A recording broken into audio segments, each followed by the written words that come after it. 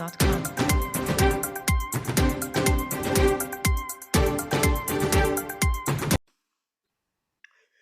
Bienvenidos, esto es La Lupa Semanal, un programa que realizamos en coordinación con SN Editores, a quien damos las gracias y seguimos avanzando, como decimos cada semana, en este año de Francisco Franco, o el año en el que Francisco Franco, el generalísimo, el caudillo, pues es sin duda el español del año.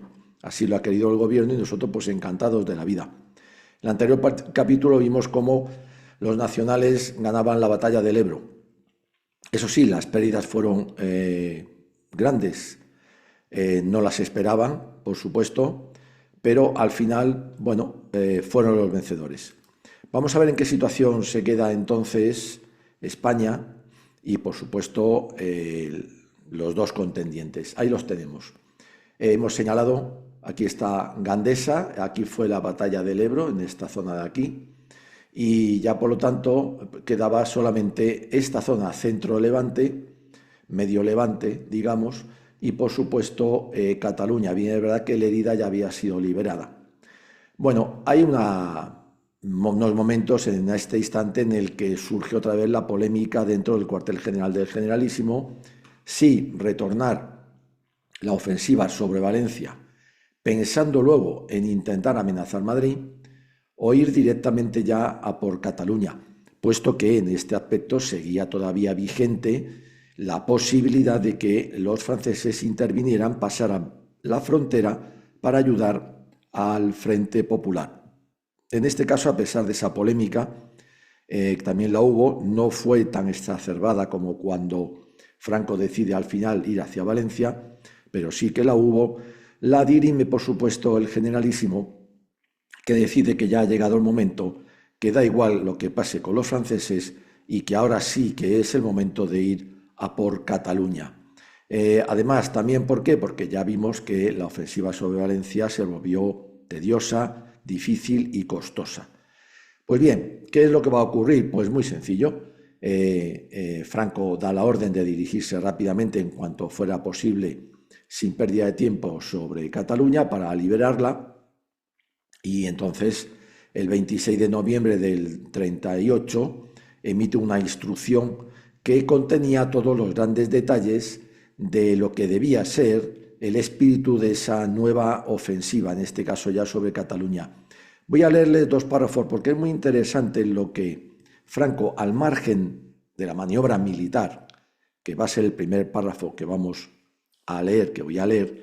El segundo es, yo creo, casi más interesante desde el punto de vista humano, político, social, para ver lo que pensaba Franco de esta guerra que estaba dirigiendo y que estaba ganando. En el primer párrafo de esta instrucción general que emite Franco para la liberación de Cataluña, hay un párrafo muy interesante que dice así, se lo leo: emprender operaciones en Cataluña en el plazo más breve posible, a fin de que el enemigo no tenga tiempo de reorganizarse, procurando la sorpresa estratégica y táctica. La misión: batir y destruir al enemigo, cortarle sus comunicaciones con Francia, liberar Cataluña, aprovechar toda coyuntura para avanzar, mantener contacto permanente con el enemigo, explotar el éxito, imprimir velocidad. Fíjense cómo diseña. Estamos hablando prácticamente de la Blitzkrieg que después tanto se ha alabado de los alemanes al comienzo de la Segunda Guerra Mundial. Bueno, en realidad la tiene aquí Franco, la va a desarrollar, la lleva. Se ha dado cuenta de que los nacionales han sufrido un quebranto considerable en la batalla del Ebro, ha durado 2 meses y medio, la parte más tediosa, y desde luego las bajas han sido grandes. Pero sabe también perfectamente que allí prácticamente ha destruido a lo mejor o a lo poco mejor que le quedaba al ejército Frente Populista. Por lo tanto, ahora se trata de echarse encima de él. Por supuesto, hay frases muy interesantes. Que el enemigo no tenga tiempo de reorganizarse. Hay que procurar la sorpresa. Dice, hay que batir y destruir al enemigo. Siempre es lo mismo. El que se te puede oponer es el enemigo. No es una ciudad, no son unos edificios, no es un pueblo, no. Es quien lo defienda. Por lo tanto, a ese es al que hay que destruir. Añade algo importante, cortarle las comunicaciones con Francia, porque sigue pendiente, como hemos dicho, esa posibilidad de que Francia traspasara la frontera para ayudarle. Se da cuenta. ¿Y después qué es? Velocidad. Velocidad, presionar al enemigo, explotar el éxito, no dejarle levantar cabeza. Esto en el aspecto militar. Pero es que añade también otro párrafo más adelante en esa instrucción que da el 26 de noviembre del 38, que es interesantísimo y que dice así textualmente: ahorrar a las poblaciones de Cataluña, se sobreentiende, toda vejación que inútilmente se añada a los dolores que la guerra lleva consigo. Vamos a la zona insumisa en misión de paz, de justicia y de protección. Hay en ella una enorme masa de población que espera ansiosa nuestra presencia, y sería lamentable hacerla sentir vejaciones y hasta molestias inútiles. Sería injusto considerar a la región catalana en bloque como enemiga de España, fíjense bien lo que dice Franco, confundiendo los sentimientos naturales de esta comarca con la deformación que ha sufrido su espíritu a consecuencia de la larga acción disolvente a que libre e impunemente la ha sometido una política falta de fe y de patriotismo. Es muy interesante cómo Franco ve que se va a adentrar ya en la liberación de una región que ha estado sometida al veneno separatista. Y no quiere que por parte de las tropas nacionales, por supuesto, pero ni siquiera por parte en general del bando nacional, se considere que toda ella es separatista, que toda Cataluña es antiespañola, etcétera, etcétera.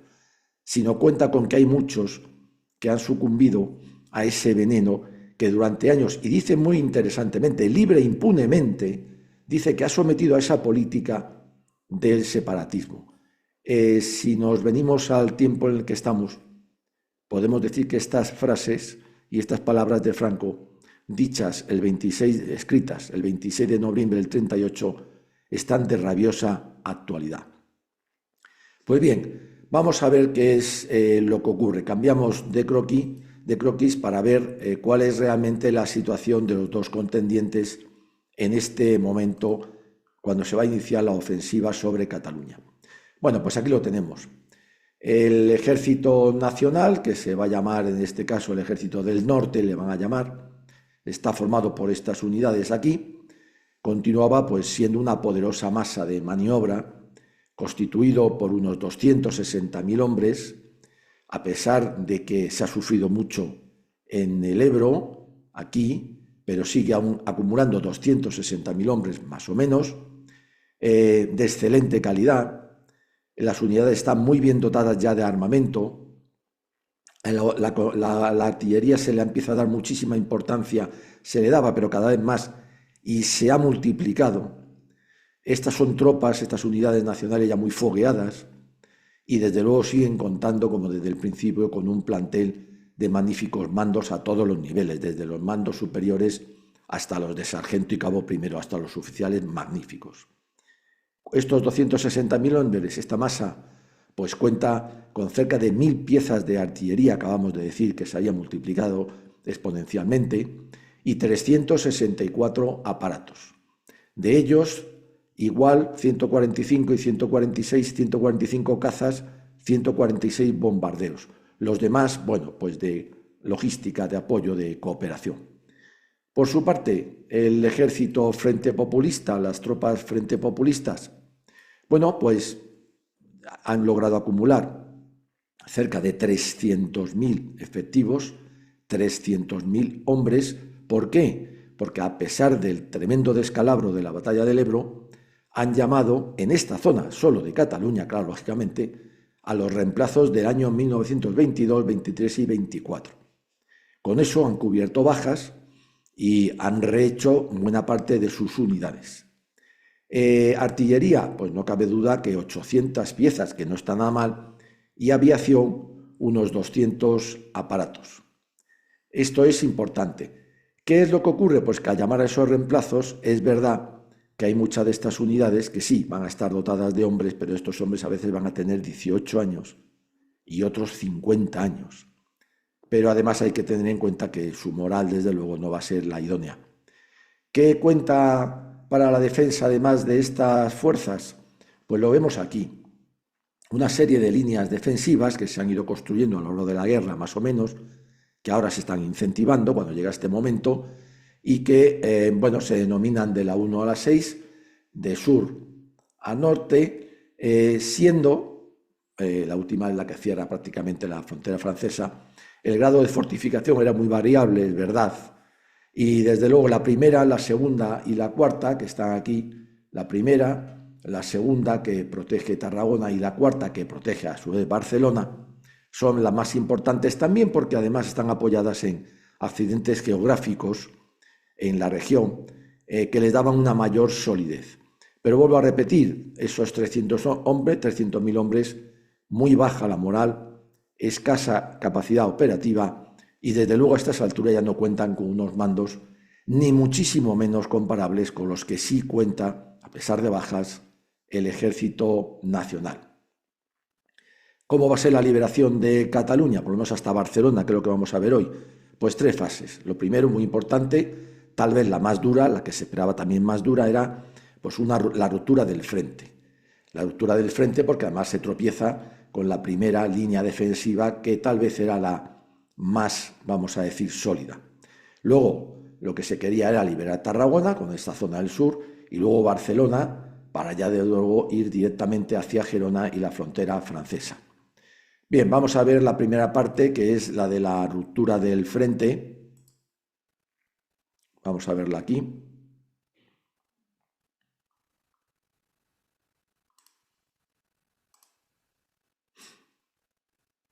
Ahí la tenemos dibujada. El 23 de diciembre, poco antes de Nochebuena, da comienzo a la ofensiva a pesar de que primaba, ya desde hacía días, una muy dura climatología pésima que impidió, por ejemplo, que en esta ruptura del frente pues actuara la aviación nacional.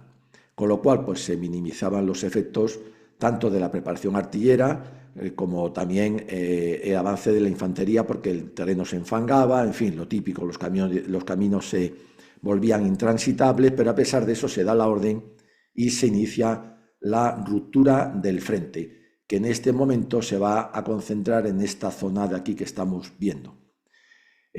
Bueno, por el ala norte aquí está desde Lérida aproximadamente, el despliegue de la ruptura del frente pues no revistió excesivos problemas. Sin embargo, pasada la sorpresa inicial, pues durante la noche del 23 al 24 de diciembre del 38, los frentes populistas consiguieron reaccionar y lograron articular pues algunos contraataques.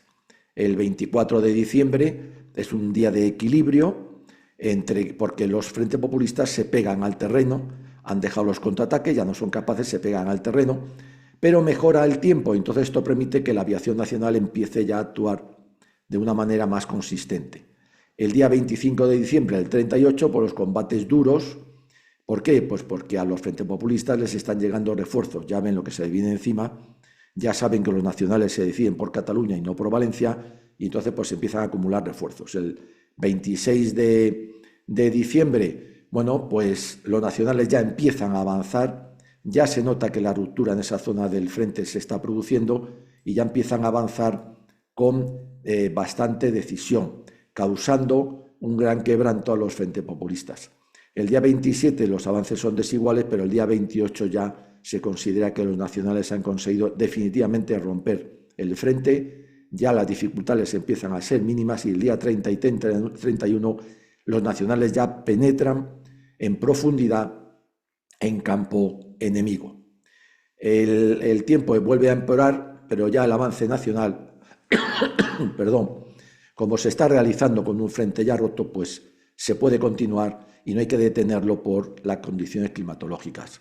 En el ala sur, en esta zona aquí, un poquito más cerca, digamos, del mar, pues el campo, el terreno es mucho más abierto, es más suave que en el norte y por lo tanto la ruptura del frente ahí se consigue de una manera más decisiva casi desde el principio de aquel 23 de diciembre del 38 como en el norte. Se inicia al mismo tiempo, aquí se progresa más rápido.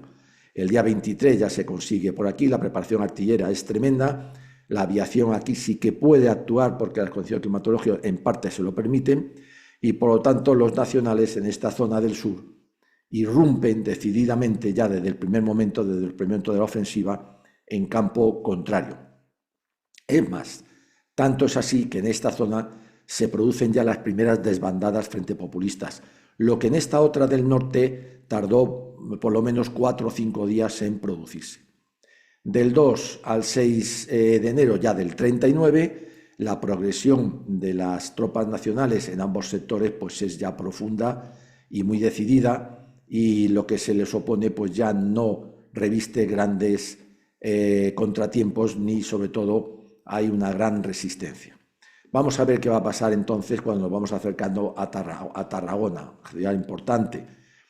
Bueno, pues muy sencillo, los desastres, ya vemos que los resultados que se han producido, ya empiezan los frentes populistas a ver que la cosa ya no tiene remedio, y en esos mismos días comienza ya el éxodo al extranjero de centenares de familias, luego serán millares, abandonan tierras, casas, y deciden irse a Francia al exilio, por lo menos momentáneo. A ellos les acompañan autoridades civiles, autoridades militares, dirigentes de todo nivel, etcétera, etcétera, etcétera. Hay que tener en cuenta que esto también se produce porque la propaganda frente populista sobre estas personas era tremenda, diciendo que si los moros de las unidades regulares, que si violaban a las mujeres, que si se comían frito a los niños. Bueno, claro, esto les impulsa a muchos a abandonar España y abandonar Cataluña. Bueno, los nacionales no dan respiro y sin sucesión de continuidad, pues deciden explotar el éxito que han venido consiguiendo en estos primeros días, siguen presionando de acuerdo a las instrucciones de Franco, y como la climatología sigue siendo dura pero permite actuar a la aviación, pues los éxitos que se van consiguiendo son muy grandes. 20 días de ofensiva, no cabe duda que ha habido escollos. Los nacionales en esta zona han conseguido dominar, liberar 3.500 kilómetros cuadrados y cerca más de 125 pueblos, localidades. Tarragona, pues cuando se acercan a Tarragona entonces tenía unos 28.000 habitantes censados. Eso sí, era un importantísimo nudo de comunicaciones de aquella región. Era el centro de la industria aeronáutica frente populista, lo había sido prácticamente durante toda la guerra, por lo tanto era muy importante, pero también tenía, puerto, muy importante también, su zona industrial que hemos dicho, pero en cambio la guarnición pues no estaba a la altura que necesitaba la defensa de un punto estratégico tan importante como era Tarragona. Para empeorar las cosas, pues la riada humana de desplazados que se está produciendo de las localidades conforme los nacionales van liberándolas, pues se intentan refugiar en la ciudad, pensando que de ahí van a poder huir a algún sitio, incluso por mar, y esto dificulta más las labores de defensa de la propia ciudad. Eso también hay que reconocerlo. Aparte que hay que darles de comer, etc. Bueno, a partir de ese momento podemos decir que a partir del 14 de enero las tropas frente populistas en esta zona, conforme los nacionales no cesan de presionar, ya van en franco repliegue, y de tal manera que ese 14 de enero se entra en Reus, se libera Reus, es importantísimo también centro industrial de Cataluña, de aquella zona, y sin detenerse ni un momento, aprovechando el vacío que van dejando esas unidades que se retiran ya prácticamente en desorden, pues los nacionales siguen presionando.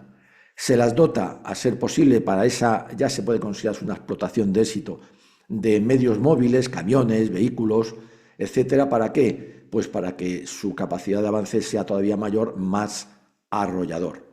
Ahí lo tenemos. Una vez que se consigue Tarragona y sin sucesión de continuidad tampoco, no se entretienen los nacionales en las ciudades ni en los pueblos, van a por el enemigo donde esté, pues el siguiente paso es obviamente Barcelona, que es por supuesto, claro, el gran icono de esta región para liberar después de 3 años de guerra. Aquí les voy a hacer una pequeña reflexión que no es mía, sino es del propio Manuel Azaña, todavía presidente in pectore de esa república frente populista, que no la Segunda República. Dice en una de sus memorias, materialmente en estos momentos, dice que el ejército frente populista allí ya había desaparecido. lo dice con esa palabra. Y es verdad, tras la liberación de Tarragona ya las unidades del Frente Populista apenas se dedican a oponer una breve oposición, pero bueno, piensan más en la retirada que en dar la cara. Los nacionales, por supuesto, pues todo lo contrario. Hay que explotar el éxito que se va consiguiendo. Claro, volvemos a decir, a recuperar cuáles son esas tropas frente populistas, bajísima moral, cada día se acentúa más esa depresión de la moral porque cada vez se ven más perdidos, pero vuelvo a recordar que hay no pocos soldados que están entre los 18, algunos incluso 17 años y los 50 años. Es una tropa que no vale prácticamente para nada, y menos en estos momentos con un ejército nacional que va en franca explotación del éxito, en franca ofensiva, además acelerada. El 16 de enero de este 39 ya, Franco emite otra instrucción de la cual destaca una frase: avanzar sin dar tregua al enemigo. Es decir, reitera, presionar, presionar, presionar. Se está en franca explotación del éxito. Bueno, ¿a pesar de qué? Pues a pesar de que todavía está entrando mucho armamento por Francia. Fíjense que en estos días se consigue llegar a la zona Frente Populista cerca de 20.000 fusiles y ametralladoras. Lo que pasa es que su distribución pues es un caos y al final pues no se consigue ni mucho menos el efecto esperado. El 24 de enero, pues las fuerzas nacionales ya se puede decir que avanzan también ya imparables, ya no hay resistencia casi. El día 25 de enero es el día decisivo en esta zona.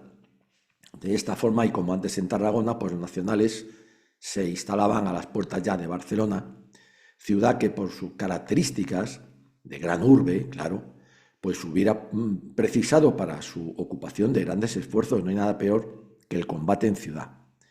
Además, se hubieran producido, pues sin duda, si se hubiera defendido a sangre y fuego, pues encarnizados y sangrientos combates en su interior. Eso sí, caso de haber sido otras las circunstancias, porque ya el Frente Popular no estaba tampoco por defender capital tan emblemática. No había para ello ya ánimos, ni mandos, ni tampoco tropas. En estas dramáticas circunstancias voy aquí a reflejar un hecho muy importante que muchos desconocen y que otros muchos pasan por alto. Se va a producir un hecho fundamental. Bien, es verdad que no vale ya para nada, pero sí que hay que reseñarlo. El 24 de enero del 39, con los nacionales a las puertas de Barcelona, el diario oficial del Ministerio de Defensa del Frente Popular, y firmado por Azaña como presidente de aquella República Frente Populista, y por Negrín también como presidente del gobierno, declaraba el estado de guerra en el territorio de la República. Fíjense, esto no se había hecho en todo el tiempo de la guerra, los 3 años prácticamente. No se había hecho. ¿Por qué? O sea, el bando Frente Populista nunca declaró el estado de guerra. Los nacionales lo declararon desde el mismo 18 de julio.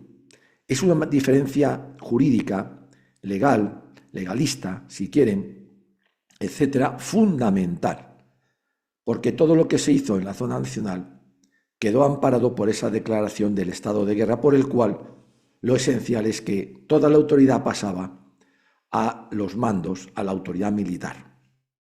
Y todas las autoridades civiles se ponían entonces a las órdenes, subordinados a las autoridades militares. ¿Por qué no había querido el Frente Popular declarar el estado de guerra en su zona y lo hace ahora?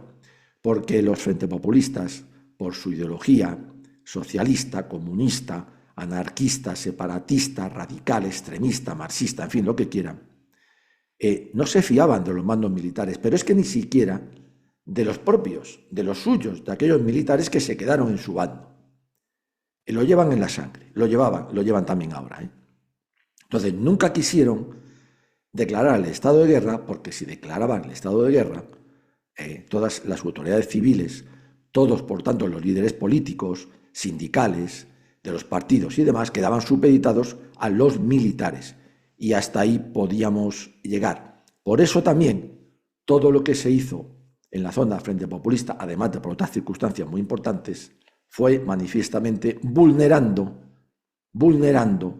toda la legislación de la Segunda República, de la cual entonces y hoy sus descendientes ideológicos, que se consideran herederos, alardean de que ellos eran los que estaban en la legalidad y los alzados en la ilegalidad. Pues no es así. Fíjense bien, es ahora, 24 de enero de 1939, con los nacionales a la puerta de Barcelona, y además después de 3 años casi de guerra, cuando se deciden a dar a los mandos militares la autoridad que no les habían querido dar en toda la guerra. Principalmente a Miaja, que seguía, al general Miaja, que seguía en Madrid. Como saben que Cataluña está perdida y ya están pensando en pasar la frontera desde Azaña hasta el último, a Miaja, que sigue en Madrid, pues le hacen prácticamente jefe del Estado, entre comillas, por esta declaración del estado de guerra. Bien, no va a valer para nada, por supuesto, y menos en las circunstancias en las que se hace. La noche del 25 al 26 de enero del 39, los nacionales van a ocupar Hospitalet, San Pedro Mártir, a la 1:30 de la madrugada, y Franco ordena acelerar la entrada en Barcelona. Con las primeras luces, entonces, del día 26 de enero del 39, se empieza a penetrar en la ciudad, que no se defiende por los frentes populistas. El Tibidabo se ocupa sobre las 12 de la mañana, Montjuïc y la zona de exposición de la exposición internacional, que está aledaña, se ocupan también sobre esa hora. Después las Ramblas sobre las 2 de la tarde, y con eso se considera ocupada, liberada más bien, porque hay que decirlo así, Barcelona. Voy a leerles textualmente 2 cosas muy importantes, creo, muy significativas. Primero, el parte de guerra oficial del bando nacional, o sea, del ejército del norte del nacional, que es el que lo hace, que es el que ha entrado en Barcelona. Y dice, Barcelona, y lo escribe además en mayúscula todo, ha sido ocupada. Las tropas nacionales han entrado en la capital. La bandera de España ondea en el Tibidabo y en Montjuïc, así como en el puerto y en los grandes edificios. El entusiasmo de la población es indescriptible.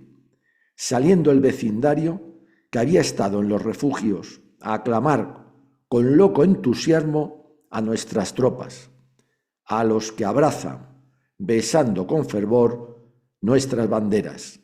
El ambiente de la población es de entusiasmo indescriptible, saludando todo el mundo brazo en alto y vitoreando sin cesar al ejército libertador y al caudillo. Este es el parte que emite el Ejército Nacional. Y ahora, una edición especial que se publica ese mismo día de La Vanguardia dice textualmente en unas letras inmensas lo siguiente: Barcelona para la España invicta de Franco. En este momento histórico, La Vanguardia dice presente. Esto también seguro que a ustedes hoy se lo ocultan, sobre todo los que hoy son propietarios de La Vanguardia, que anda que hay que leerla para darse cuenta de que cómo han cambiado desde aquel 39 hasta ahora, bueno, y desde el 75 realmente.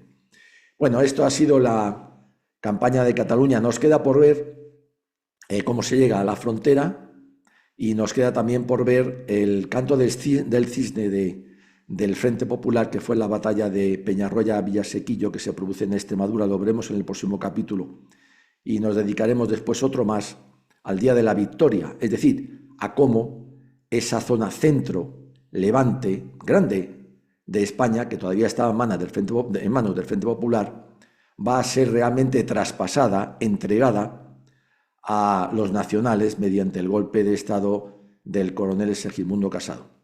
Nos quedamos aquí. Tarragona, Barcelona, lo fundamental de Cataluña también liberado, y la guerra va tocando a su fin, con la victoria del bando nacional, por supuesto. Gracias por seguirnos, españoles. ¡Viva siempre España!